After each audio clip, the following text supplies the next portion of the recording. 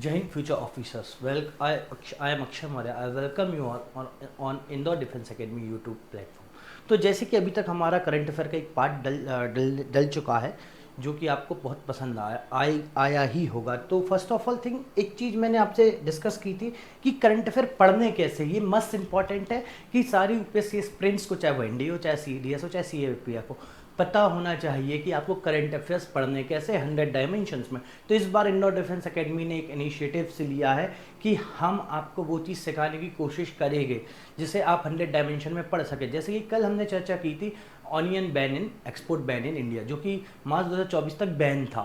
फिर हमने डिस्कस करा किस प्रकार की क्रॉप है, क्या है उसमें, बल्ब स्टेम क्रॉप है, मॉडिफाइड स्टेम क्रॉप है, ये सब हमने डिस्कस करे, इट्स अ पार्ट। फिर रैंकिंग डिस्कस करी, जैसे Maharashtra is the top most producer and India is the second largest producer in the world wide.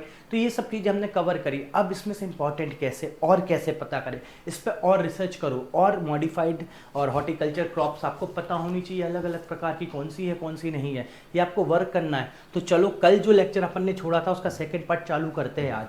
तो इंस्ट्रूमेंट ऑफ एक्सेशन कल हमने चर्चा की थी शायद आर्टिकल 370 की कि कैसे मिला क्या मिला, ये एंड में डिस्कस भी किया था। तो अन गवर्नमेंट ऑफ इंडिया एक्ट 1935 से लिया गया इंस्ट्रूमेंट ऑफ एक्सेशन कि आप हम में सम्मिलित हो जाओ। वैसे ये जो गवर्नमेंट ऑफ इंडिया एक्ट 1935 में आया था ये अप्लाई नहीं हुआ था, पर हमने अपने कॉन्स्टिट्यूशन बनने के बाद इसे अप्लाई किया। ऑपरेशन पोलो का चर्चा किया था, हैदराबाद इनटू इंडिया, हैदराबाद में इंडिया को मिला लिया गया था ऑपरेशन पोलो से। इस समय क्या हुआ था, जो हैदराबाद के निजाम से उनने खुद की पुलिस तैयार करके रिबेल चालू कर दिया था अंदर ही अंदर, और कम्युनिकेशन और ट्रेड करने लगे थे फॉरेन कंट्रीज से। इस वजह से इंडियन गवर्नमेंट ने ये ऑपरेशन पोलो जारी किया था। अब ये इंस्ट्रूमेंट ऑफ एक्सेशन जो जम्मू कश्मीर का है, किसने साइन किया था, याद रखना, राजा हरि सिंह, आप सभी जानते हो, पर उनके बेटे हैं करण सिंह, उनने साइन किया था 25 नवंबर 1947 को। ये चीज़ें आपको क्लियर होनी चाहिए। अब आ जाओ कुछ हम और ज़्यादा बात करते हैं साथी पोर्टल की, SAATHEE,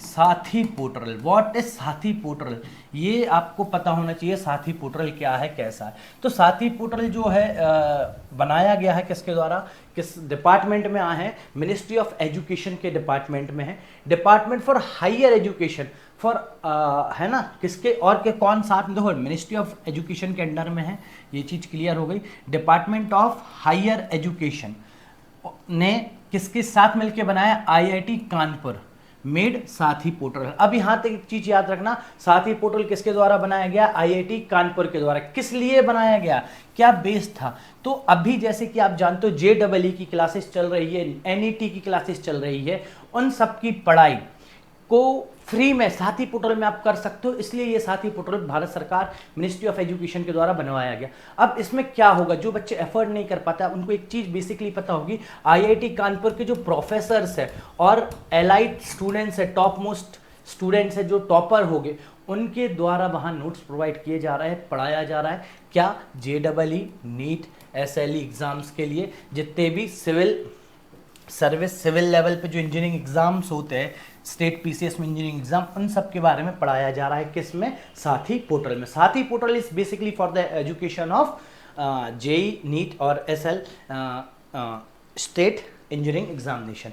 ठीक है, अब साथी पोर्टल का फुल फॉर्म आपसे पूछा जा सकता है एनडीए या सीडीएस या किसी में भी। तो साथी पोर्टल का जो फुल फॉर्म है वो है self assessment test and help for entrance examination portal, है ना, याद रखना क्या है, self assessment test and help for entrance exam portal, Sathee है, ये पूछा जा सकता है।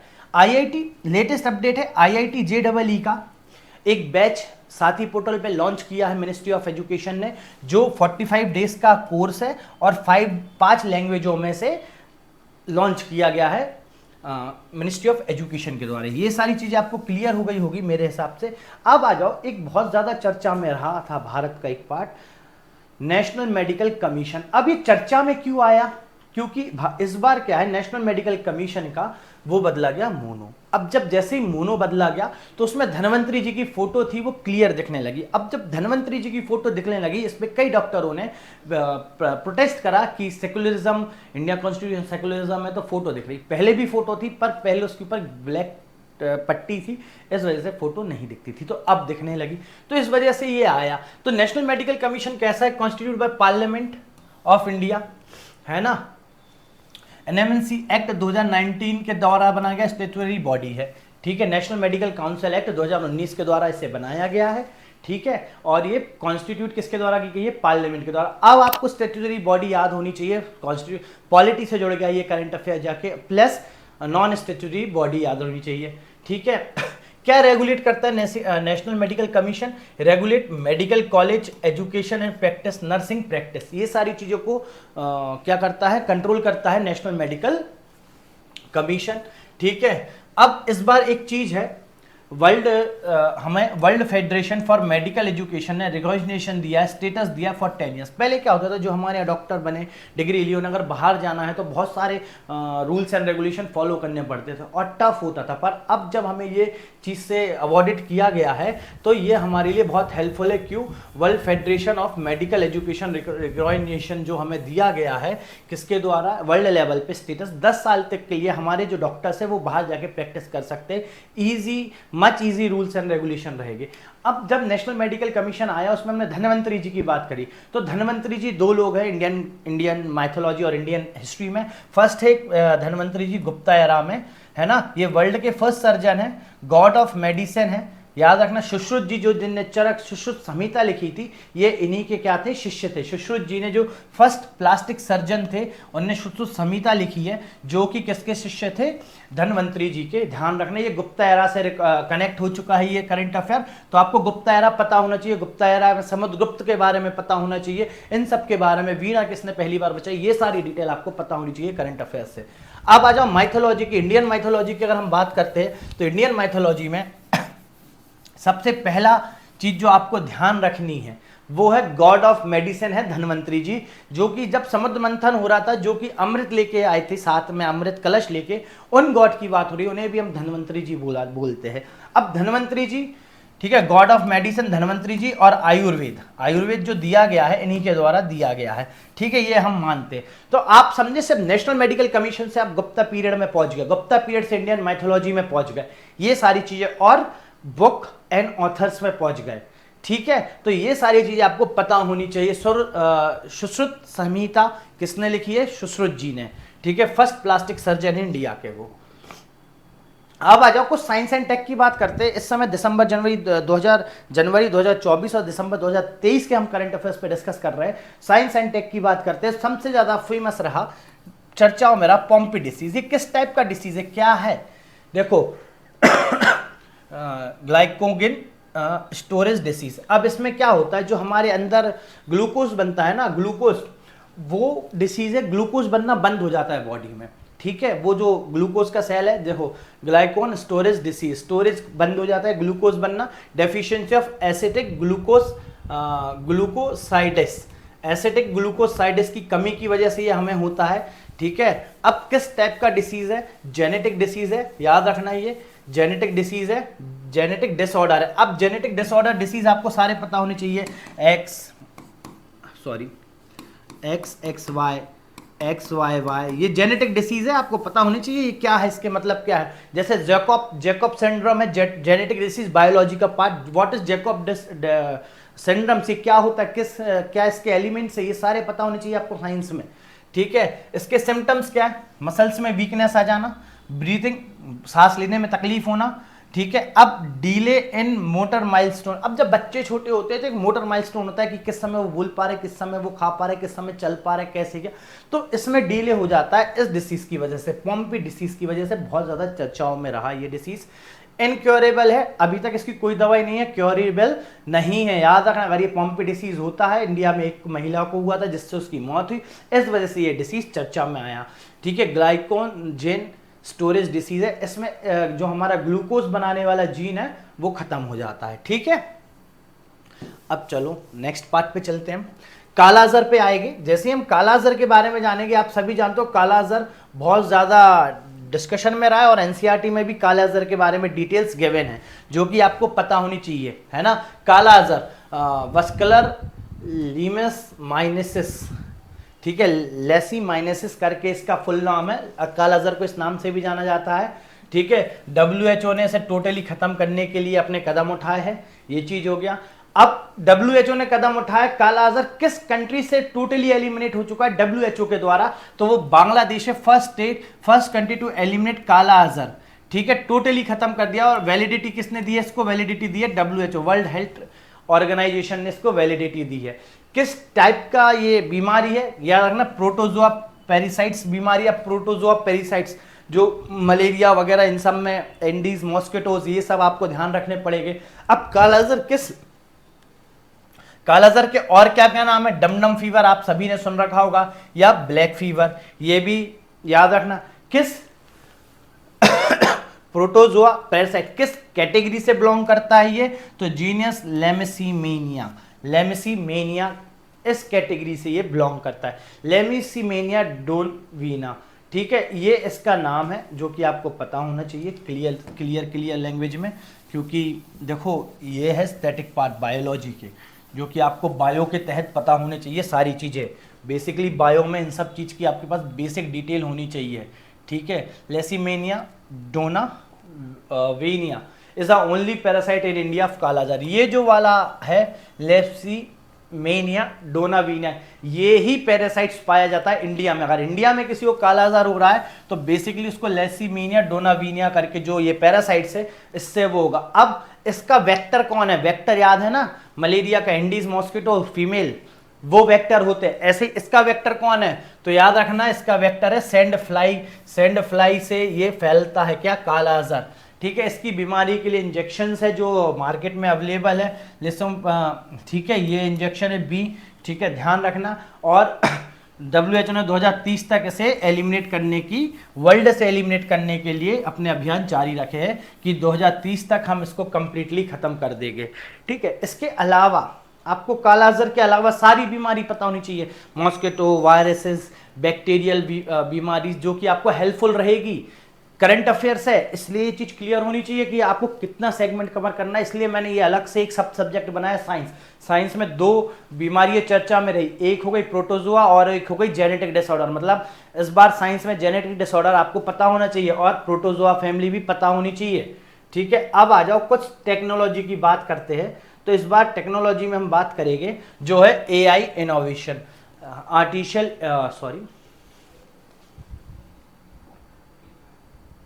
आर्टिफिशियल इंटेलिजेंस, ठीक है, artificial intelligence innovation. India hosted, इस बार AI इनोवेशन जो हुआ है वो इंडिया ने होस्ट किया है। ग्लोबल पार्टनरशिप ऑन AI कहाँ एडॉप्शन हुआ है? दिल्ली डिक्लेरेशन में इसका एडॉप्शन हुआ है। मतलब AI इनोवेशन इस बार कहाँ हुई थी? वो हुई थी दिल्ली में, ध्यान रखना। AI इनोवेशन हुई थी कहाँ? दिल्ली में। इसमें AI टेक्नोलॉजी को प्रोत्साहित करने के लिए बनाया गया आर्टिफिशियल इंटेलिजेंस को, ठीक है। इंडिया ने होस्ट किया इस बार का और दिल्ली में हुआ है, उसे क्या बोला गया? दिल्ली डिक्लेरेशन, ठीक है, AI इनोवेशन के लिए। अब आ जाओ अगला कदम पे।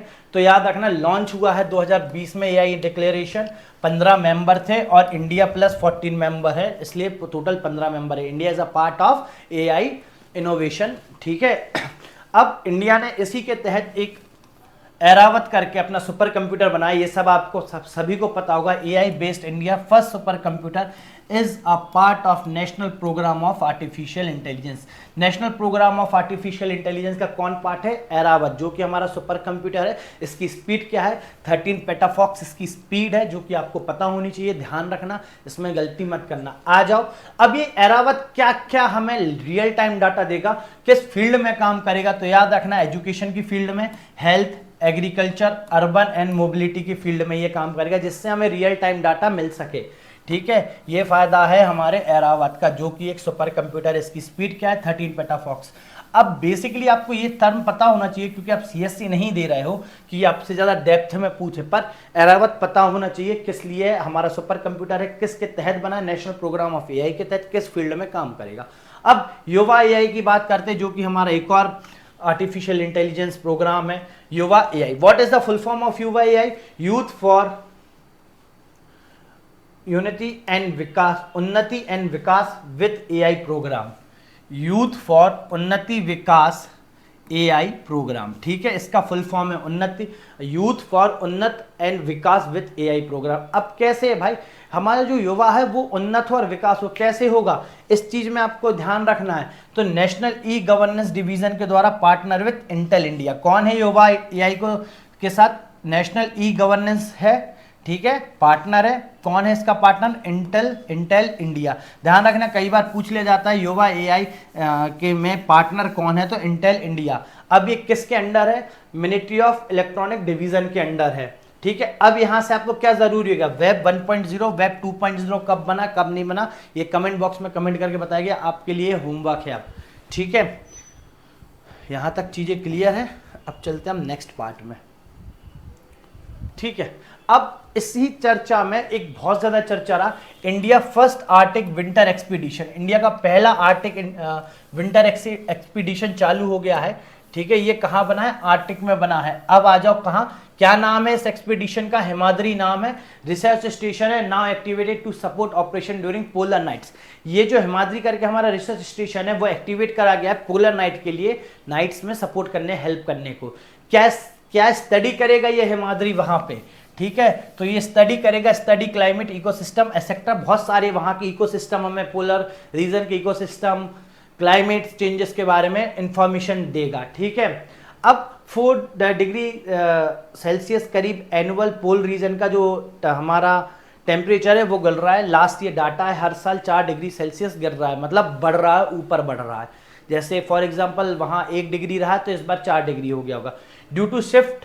अब ये चीज है आर्टिक, इसमें से आपको ज्योग्राफी का एक पार्ट इंपॉर्टेंट हो गया है, ITCZ, the Indian monsoon affect. ITCZ आप सभी को पता होना चाहिए, ITCZ क्या है, ये चीज आप हमें कमेंट बॉक्स में कमेंट करके बताओगे। ज्योग्राफी में ITCZ है, ये कहाँ होता है? चलो मैं थोड़ा सा आपको ग्लिम्स देता हूँ। जैसे कि ये अर्थ है, ये इक्वेटर के 5 डिग्री और इधर 5 डिग्री, इस बीच में ये जोन होता है। और जब जब ये चेंज होता है तो इंडिया में वेदर भी, मानसून भी चेंज होता है, इसी को कहते हैं ITCZ जोन। एक बार ज्योग्राफी खोलना और क्विक रिविजन करना, जिससे आपको हेल्प आउट हो, ठीक है। अब समझ रहे हो इस एक खबर से कहाँ तक हम पहुंच गए, ज्योग्राफी तक आ गए हम। हिस्ट्री, ज्योग्राफी, पॉलिटी, ये सारी कवर करते जा रहे हैं हम धीरे धीरे। अब आ जाओ ट्रीटी ऑफ सेल्वाब्रड इन 1920 में एक ट्रीटी हुई थी सेल्वाब्रड, नॉर्वे ने। अब ये ट्रीटी किससे रिलेटेड है? वही हमारे आर्टिक प्रोग्राम से रिलेटेड है, जो कि पोलर रीजन में हो रहे हैं, ठीक है। तो ये ध्यान रखना, नॉर्वे अंडर पोलर। अब नॉर्वे के अंडर में आता था पोलर रीजन, तो इनने क्या की, एक ट्रीटी करी वर्ल्ड वाइड में कि भाई जो नॉर्वे में जो भी रिसर्च स्टेशन लगेंगे वहां आप अपनी आर्मी को प्लेस नहीं करोगे, और वहां कुछ भी आप रिसर्च करोगे तो वो पब्लिक डोमेन में फ्री रहेगा, ठीक है। India is a part of this treaty, yes, India इस ट्रीटी का पार्ट है। कब हुई थी? 1920 में हुई थी, मतलब भारत उस समय आजाद नहीं हुआ है, 1920, याद करो, ब्रिटिश रूल चल रहा है इंडिया में, क्राउन रूल, ठीक है। To permission for the Arctic area as the under of Norway for research, इनने परमिशन दे दी। अब इसी चीज से ये चीज हमें जोड़ती हुई कहां लाती है? पोर्ट ऑफ मरमास में, पोर्ट ऑफ मरमास में लाती है ये चीज जोड़ती हुई आर्टिक से। शॉर्टेज सी रूट है, याद रखना, शॉर्टेज सी रूट है, काय से कनेक्ट करता है? साउथ ईस्ट एशिया को यूरोप से कनेक्ट करता है। कहां है ये? नॉर्थन सी में है। बिल्कुल आप इस चीज को दिमाग में फिट कर लेना, जिसमें कोई दिक्कत ना हो आपको, ठीक है। अब आ जाओ आर्ट एंड कल्चर वाली न्यूज पे। जैसे कि लास्ट ईयर सीडीएस में बहुत ज्यादा आर्ट एंड कल्चर के क्वेश्चन आपको देखने मिले थे, तो इस बार हमने आर्ट एंड कल्चर का भी अलग से एक पीडीएफ, मतलब कंटेंट रखा है। तो इस बार चर्चा में रहा UNESCO tag for intangible cultural heritage for, ठीक है, ये चीज रही। तो ये किसको दिया गया इस बार? UNESCO tag of intangible cultural heritage Garba को दिया गया। अब गरबा कहाँ का है डांस? गुजरात का है, ठीक है। जगदम्बा देवी माता आदि शक्ति के लिए किया जाता है, माँ दुर्गा की उपासना की जाती है, ठीक है। Singing and musical and dancing form में किया जाता है, ये सभी है। और इसका बेसिकली इसका ये सिंबल किसका है? ये सिंबल है celebrate for the fertility and honour of a womanhood. याद रखना, गरबा किसके लिए है? Fertility honour of the womanhood के लिए है, यह ध्यान रखना। अब आपको इधर से होमवर्क रहेगा कि यूनेस्को की कितनी साइट्स ऐड हुई है। पहला क्या याद हुआ? क्या वैदिक लिटरेचर हमारा ऐड हुआ है, कि हमारा रामलीला पहले ऐड हुई है यूनेस्को इंटेंजिबल हेरिटेज कल्चर में, ठीक है। इंटर गवर्नमेंटल यूनेस्को 2003 कन्वेंशन, तो India has been elected to the committee 2003 convention for the safeguard of intangible cultural heritage 2022-26। याद रखना, इंडिया इसका पार्ट है इस बार, ठीक है। इससे पहले 2003 में इससे पहले भी हुआ है, तीसरी टाइम है, ठीक है। 2006 से 10 तक रहा, 14 से 18, 22 से 26, कितने साल के लिए रहा है? 4 साल के लिए रहा है इंडिया इस कमेटी का मेंबर, ठीक है। General assembly of the convention 24 member है, 24 कंट्रीज ने इसको फाइंड किया है। इलेक्टेड नेशन है। अब नेशन का इलेक्शन कैसे होता है? इक्वल ज्योग्राफिकल लोकेशन पे होता है, याद रखना। और साथ साथ इसमें एक चीज याद रखना, जो भी मेंबर इसमें इलेक्ट होता है वो होते हैं member of committee for 4 years, 4 साल के लिए क्या होते हैं ये? 4 साल का टेन्योर हो रहता है, ठीक है। यहां तक की चीजें आपको सभी क्लियर हो गई होगी। अब आपको याद रखना है यूनेस्को वर्ल्ड हेरिटेज साइट्स क्या क्या है इंटेंजिबल्स की, ठीक है। अब राम मंदिर हमारी चर्चा में रहा। राम मंदिर से क्या जरूरी हो जाता है हमें? राम मंदिर क्या है? मस्कान मार्बल पिंक सैंडस्टोन राजस्थान से लाया गया, मील टेम्पल स्ट्रक्चर है, ग्रेनाइट तमिलनाडु और तेलंगाना से लाया गया। अब ये सारी चीज़ें आपको ज्योग्राफी में इंपॉर्टेंट है, कौन सा मिनरल कहाँ से मिलता है ये जरूरी होगा। कोई भी आयरन का यूज़ नहीं हुआ, कंक्रीट का यूज़ नहीं हुआ। 44 डोर है, 14 गोल्ड प्लेटेड डोर्स है। भारतपुर मार्बल गर्भगृह, भारतपुर का जो मार्बल है वो गर्भगृह में लगाया है। किस स्टाइल में बना है? नागरा स्टाइल है ऑफ आर्किटेक्चर है, और Dravidian type style of architecture. Dravidian type south में देखा जाता है, नॉर्थ इंडिया में नागरा स्टाइल में जो गर्भगृह होता है वो सीधे स्टॉम्प के ऊपर होता है, इसलिए इसे हम कहते हैं नागरा स्टाइल ऑफ आर्किटेक्चर। ये बेसिक डेफिनेशन है, ठीक है। टीक वुड है, टीक वुड एंडेंजर्ड स्पीसीज है, ये सिक्योर प्लांट है जो कि इसके दरवाजे बनने में यूज हुआ है, ठीक है। याद रखना, भूलना मत। और हाँ, ड्रेविडियन से पहले ड्रेविडियन आर्किटेक्चर का क्या नाम था ये आपको होमवर्क है। यूनिवर्सल बेसिक इनकम की बात की जाती है। यूनिवर्सल बेसिक इनकम एक ऐसी इनकम है जिसमें आप ये चीज मान सकते हो सभी को फंड दिया जाता है, गरीब हो चाहे अमीर हो। अगर कोई रिच पीपल भी उसको भी सरकार फंड देगी और गरीब को भी देगी, है ना, to provide funds for everyone. अब ये तो एक बेसिक लेवल पे, पर इंडिया में क्या स्कीम्स चलती है किसको? बेनिफिशियरीज को देने के लिए। तो हमें क्या चल रही है? पीएम किसान सम्मान योजना। ये क्या है? 6,000 रुपए एनुअली है, 2,000 एवरी 3 मंथ में किस्त आती है। किसको? 100% सेंटर होल्डिंग कल्टीवेटिंग लैंड। याद रखना, जिसके पास लैंड है, कल्टीवेटेड लैंड है, उसी को ये स्कीम के द्वारा पैसे दिए जाएंगे। कितने दिए जाएंगे? 6,000 सालाना, 2,000 की 3 महीने की किस्त रहेगी। और इंडिया की largest direct benefit transfer scheme है क्या? पीएम किसान सम्मान निधि योजना। Ministry of agriculture and farmer welfare के अंदर ये आती है, ठीक है। ऐसी बहुत सारी स्कीम है जो आपको याद करनी होगी। अब आ जाओ कंज्यूमर प्राइस इंडेक्स, ये भी चर्चा में रहा। कंज्यूमर प्राइस इंडेक्स इस बार जो रहा 5.7 रहा, एवरी हर महीने आता है। बेस ईयर इसका 2012 है, ठीक है। इन्फ्लेशन के बारे में बताते हैं कंज्यूमर प्राइस इंडेक्स, ठीक है। इंडिया की इन्फ्लेशन टॉलरेंस लिमिट हमने कल ही बता दी थी आपको आरबीआई के द्वारा, 4% प्लस एंड माइनस 2% है। Each of good and services किसके द्वारा निकाला जाता है? Ministry of static and programme implementation के द्वारा। 3 प्रकार की होती है, एक तो कंबाइंड जिसमें 299 आइटम्स होते हैं, एक अर्बन 460 आइटम्स होते हैं, रूरल 448 आइटम्स होते हैं। हेडलाइन इन्फ्लेशन भी इसी को कहा जाता है, इसका दूसरा नाम है consumer combined, consumer price index combined का दूसरा नाम है हेडलाइन इन्फ्लेशन। ये कब से लागू हुआ है कंबाइंड निकालना? उर्जित पटेल कमेटी ने इसको किया था, रिपोर्ट की थी, टू कंबाइंड सीपीआई निकालना चालू करे 2019 से, ठीक है। रिलीज किसके द्वारा रिलीज होता है? ये इकोनॉमी का पार्ट आ गया, किसके द्वारा रिलीज हो रहा है? तो release by NSO national static office under the ministry of static programme implementation, ठीक है, ये ध्यान रखना।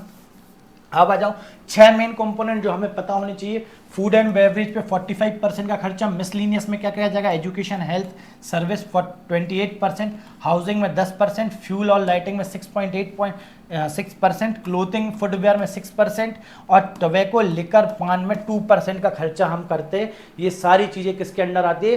कंज्यूमर प्राइस इंडेक्स कंबाइंड के अंदर। तो करंट अफेयर्स आपको ऐसे पढ़ना है, ध्यान रखना, ठीक है। ये आपका भी होना चाहिए कि अगर आपने करंट में न्यूज़ देखी तो क्या वो हिस्ट्री से कनेक्ट हो रहा है, क्या वो पॉलिटी से, क्या वो इकोनॉमी से, क्या वो एनवायरनमेंट से। तो आप मैक्सिमम पेपर 60 to 50% आप पेपर में क्वेश्चन सही करोगे और करंट अफेयर्स में सही क्वेश्चन पाओगे। चलिए, ऑल द बेस्ट आप सभी के एग्जाम के लिए। जय हिंद।